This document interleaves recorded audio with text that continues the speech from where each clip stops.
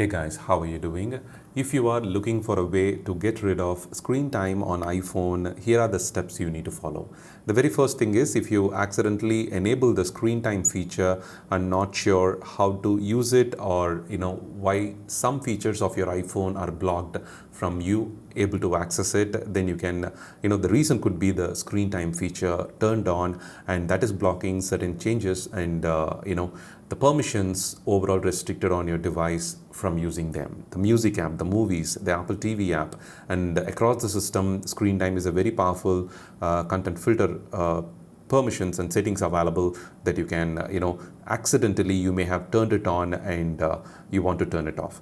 So navigate inside the settings app, screen time, and most of the controls present here in the content and privacy restrictions. If you have accidentally turned it on by following any video tutorials online, by seeing some reels and shorts, then you can turn off this one, and most of the content and privacy restrictions related to these section, the privacy controls, the photos, reminders, access to certain apps, and so many other things like passcode and Face ID could not be changed if the toggle is set to deny. You cannot adjust the speaker volume limit, you cannot control the reduce loud audio, the mobile data settings could be blacked out, and you cannot be changing it if the setting is on. So try to turn it off and then it should be working perfectly fine.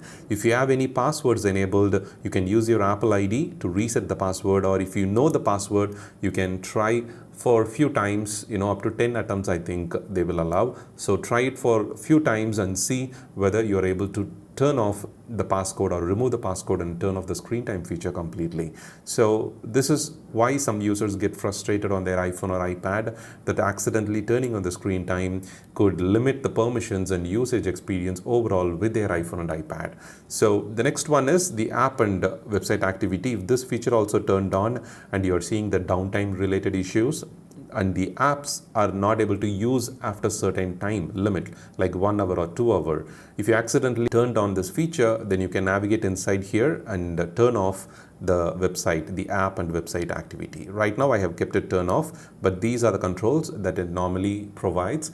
And screen time also consumes certain amount of battery juice, over the days of usage. So my suggestion is to turn it off if you're not actually using the reports and the content and privacy restriction features. The screen distance is of course a very useful one Apple introduced in iOS 18 version around, so that the children and anyone using the iPhone or iPad could be placing the phone at a distance, so the eye related irritation and things could be prevented. You can leave this feature on if you want to get proper alerts on your screen. If you are a person who use your iPhone, or you want the kids to be stayed away from the screen at a certain distance and let the iPhone automatically manage that, this is a brilliant feature, so you may give it a try. Other than that, you can turn off all the other features and you can set the screen time and downtime to everyone, so your phone will not be restricted with certain permissions. This is how you can get rid of the screen time feature on your iPhone and iPad. And just to give a quick heads up, if you're looking for any free expense tracker, check out Spensio. I'll leave a link to this in the description and in the first pinned comment. You can record all your expenses, daily expenses, and you can review the reports in days, weeks, and months. You can see the complete breakdown of how your expenses happened in the past days, and you can make some adjustments. And the subscription tracking is also built-in feature. You can track all your subscriptions, loans, EMIs, dues, and how many payments you're making. Based on that, you can, keep a track of all your expenses at one place and avoid penalty payments or fines for the loans and EMIs that you have to make. The Pro feature brings unlimited access to the features. The free feature is sufficient for most users. Give it a try.